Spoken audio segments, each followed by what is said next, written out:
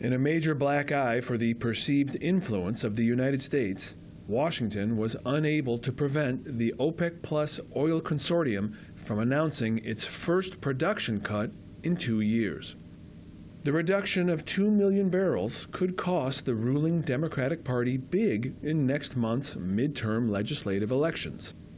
The expected increases in gas prices, and thus practically all prices, could drastically affect an economy already on the brink for America's working class. I've seen a very big increase in the prices, up to about $6 per gallon. More supermarkets, grocery stores, everything is more expensive. And then now I used to spend maybe $80 per week on food, but then now grocery shopping has gone up about 20%, I want to say. So I do see the price increase. The administration of President Joe Biden blamed U.S. energy companies for profiteering off the record prices and price gouging.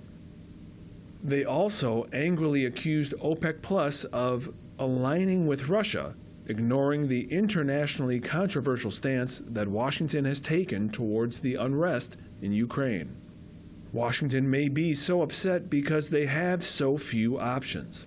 Biden has already tapped the Strategic Petroleum Reserve down to levels not seen since 1984 and have just 3 weeks of supply left. The West continues to push for price caps on Russian oil, even though they seem impossible to enforce. American mismanagement or corruption in the form of so-called missing barrels is at its highest rate since 1974, and the shale gas industry remains wary of restarting. I think we need to find a solution for this, even if it involves buying gas from the Russians again. I think that might be the only solution to the problem. You know, tapping into the reserves, it's not really driving the prices down. Biden's tried a lot, but ultimately needs to get Putin on the phone and just say, give me 100,000 barrels, give me 1 million barrels. The production cut comes just days after the shocking sabotage of the Russian-German Nord Stream pipeline, which also provoked a major shock to energy markets. In the West, energy prices had been assumed to be a mostly European problem, but no longer.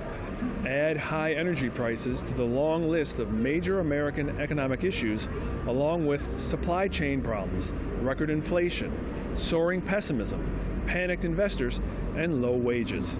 Ramin Mazaheri, Press TV, Chicago.